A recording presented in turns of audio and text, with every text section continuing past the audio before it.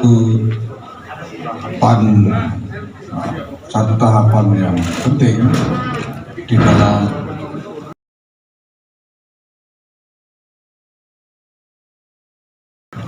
muktamar ini, yaitu laporan pertanggungjawaban PBNU. Sudah disampaikan oleh Ketua Umum tadi, laporan pertanggungjawabannya tidak banyak hal yang menarik, memang ada jumlah prestasi yang sudah disampaikan, dan kemudian ketika dipersilakan kepada para muktamirin untuk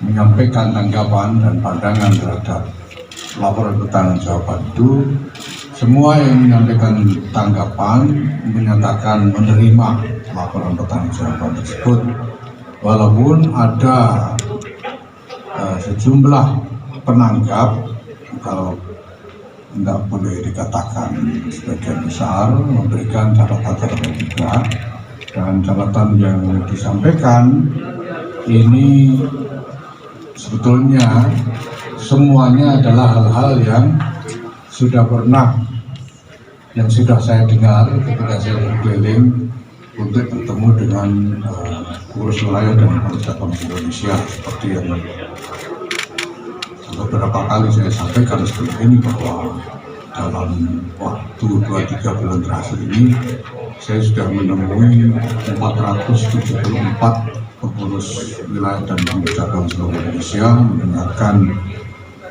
pandangan-pandangan dan keluhan-keluhan mereka, dan lagi-lagi yang tadi disampaikan sebagai catatan-catatan dalam tanggapan terhadap laporan pertanggungjawaban itu adalah hal-hal yang selama ini memang sudah saya dengar disampaikan kepada saya ketika bertemu dengan mereka, yaitu hal-hal yang terkait dengan kebutuhan untuk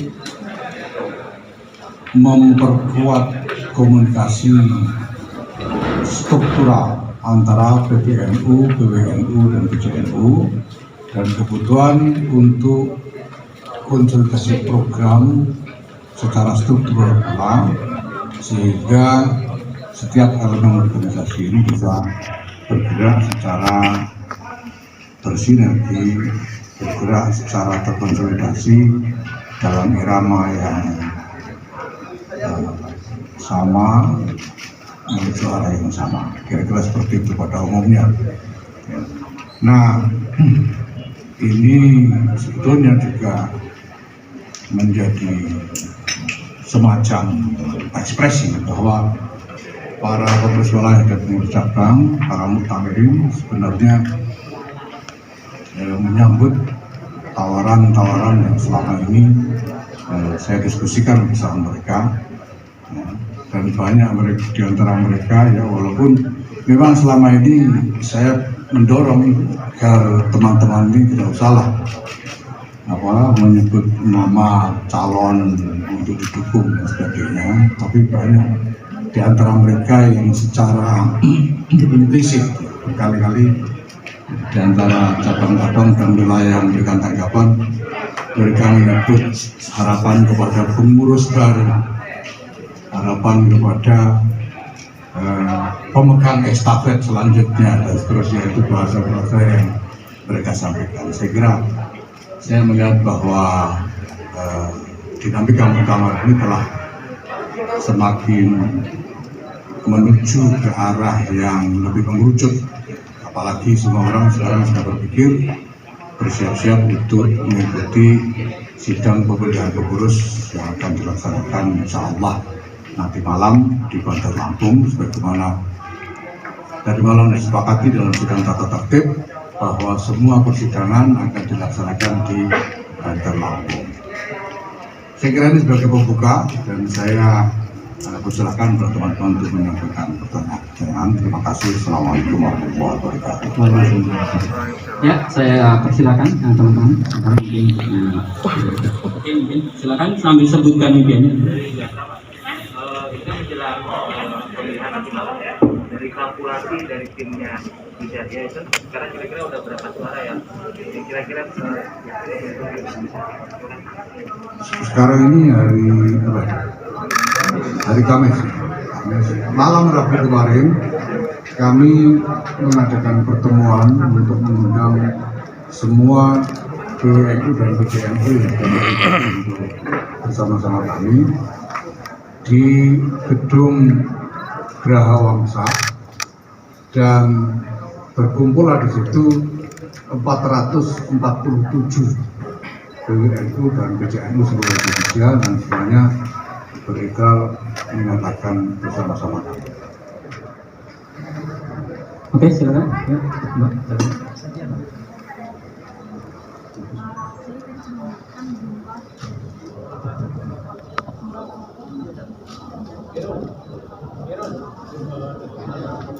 Saya sudah sampaikan sejak awal kepada para pengurus wilayah dan pengurus cabang, ini sudah saya katakan tadi 2-3 bulan terakhir ini saya berkeliling, bahwa yang paling prinsip dari perjalanan menuju muktamar ini saya sampaikan kepada mereka harus atas dasar kejujuran kita semua. Saya katakan begitu karena muktamar ini muktamar yang sangat penting, muktamar untuk memasuki abad kedua Nahdlatul Ulama, ini momentum sejarah yang luar biasa.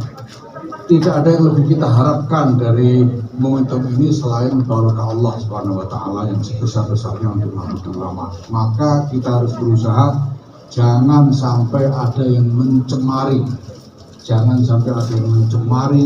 proses ini, momentum ini, sehingga ada resiko berkurangnya barokah Allah di dalam menciptakan momentum memasuki abad kedua NU ini. Maka saya tekankan sekali lagi sejak awal kepada pengurus wilayah dan pengurus cabang, saya mohon kejujuran.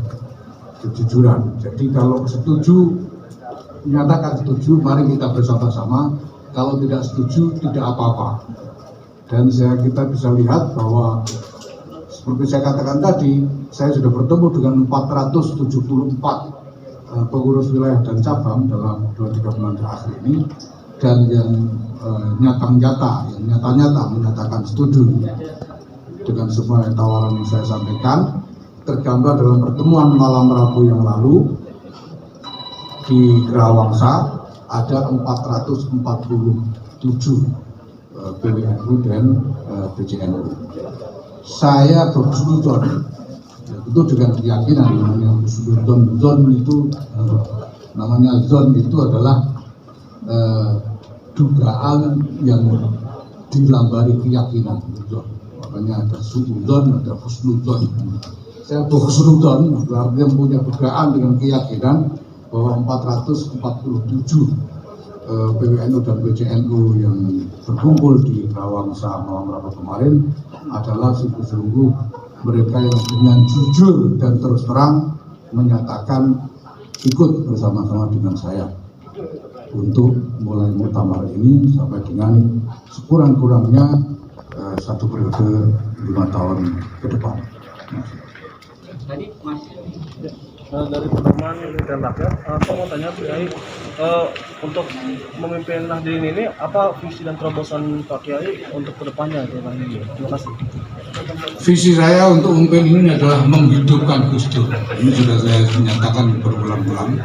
Jadi saya sampaikan juga kepada PWNU dan PJNU Indonesia bahwa apa yang ingin saya lakukan, yaitu visi saya dalam memimpin NU 5 tahun ke depan ini, bisa dinyatakan dengan sigap menghidupkan Gus Dur.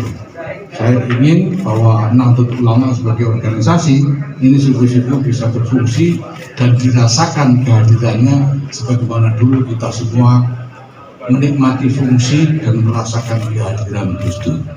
Karena Gus Dur masih relevan sekarang dan akan sangat relevan, masih akan sangat relevan terus sampai pada jangka yang lama ke masa depan dengan visi-visi besar beliau dan dengan kinerja beliau yang luar biasa. Yang ini semua karena tidak mungkin menemukan pengganti personal, dari keberadaan Gus Dur. Ada orang menyebut bahwa saya bisa menggantikan Gus Dur, tidak mungkin, itu mustahil. entah 100 tahun lagi kita akan ketemu orang yang sekualitas Gus Dur atau tidak. Tetapi apa yang dibawakan oleh Gus Dur, visinya, idealismenya, kinerjanya, saya bisa yakinkan bahwa itu semua harus dan bisa diproyeksikan menjadi satu konstruksi organisasi, dan ini harus dibangun di dalam Nahdlatul Ulama.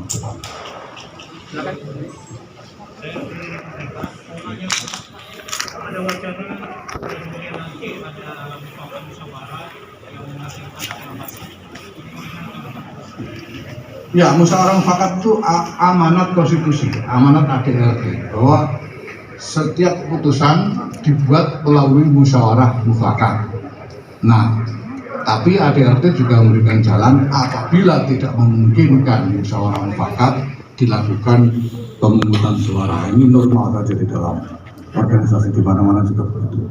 Mungkin bisa Sesuai nanti kan tidak cukup dukungan dari PWI DPC, nanti harus ada restu dari Islam terpilih. Jadi itu Dewan Marakir, kira-kira optimistis untuk melakukan itu. Saya sangat optimis karena saya bukan penjahat. Kiai-kiai, semua kiai-kiai ini siapapun yang menjadi Islam, saya yakin tidak keberatan dengan saya. Tadi selalu bawa nama Presiden, apakah sudah sowan kepada Presiden tanggapannya Pak? Sudah sowan ke Gus Dur. Oh iya, saya sudah komunikasi saat itu. Bagaimana tanggapannya Pak? Ya mereka beliau mendukung, baik ibu maupun putri-putri Gus Dur, semuanya senang. Dan saya juga sampaikan dengan terus terang bahwa yang saya maksud menghidupkan Gus Dur ini adalah melakukan interpretasi saya tentang Gus Dur. Jadi mempraktekkan interpretasi saya tentang Gus Dur. Saya tidak berpretensi bahwa interpretasi saya ini yang paling akurat, paling sempurna, paling lengkap. Tapi saya mencoba memanifestasikan interpretasi saya ini agar ya, orang bisa merasakan lagi kehadiran Gus Dur, menikmati lagi fungsi dan maslahat yang dulu dibawakan Gus Dur. Perkenalkan saya Bimo dari Dekom, ingin melanjutkan dari soal musyawarah menjelang pemilihan nanti kan ada beberapa usulan, kemudian skema salah satunya dari KWNU DKI. Skema yang pertama adalah bagaimana pengusulan nanti Kiai Said menjadi ketum, kemudian Yahya Stakuf menjadi wakil ketum dan memiliki peran besar, dan kemudian nanti dilanjutkan untuk disiapkan pada muktamar selanjutnya. Kemudian skema kedua adalah Kiai Said sebagai Roh Islam dan Kiai Stakuf sebagai ketum. Bagaimana ada ruang-ruang untuk win-win solution itu seperti apa? Ada mana untuk? Iya, itu usulan yang bagus ya. Tapi begini, bottom line, ini muktamar yang normal. Dalam muktamar yang normal itu normal juga ada calon banyak, itu normal. Dan ini bukan muktamar yang pertama kali Nahdlatul Ulama, sudah ke-34. Jadi sudah biasa. NU itu ada banyak calon, lalu pemilihan, ada yang menang, ada yang tidak, itu sudah biasa. Jadi kita tidak perlu melihat ini sebagai ancaman bencana dunia mana misalnya gitu. Jadi ini proses biasa sekali dalam organisasi ya. Bahwa ada tawaran, kompromi dan lain-lain, ya itu bisa dibicarakan ya. Walaupun ya terus terang sampai sekarang belum ada bicara tentang itu sampai hari ini.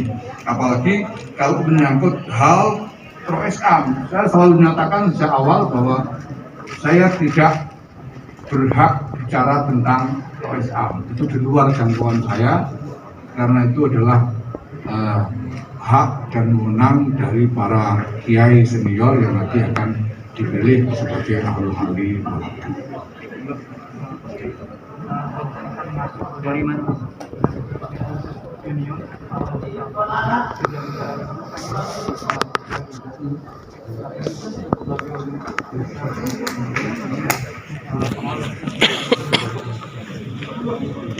Oke, pada dasarnya ya, kalau selama ini orang bicara tentang kebangsaan Islam itu terus terang saja, selama ini ketika orang bicara tentang totalitas Islam, orang diliputi oleh mentalitas untuk melakukan pembalasan, untuk mengalahkan kembali.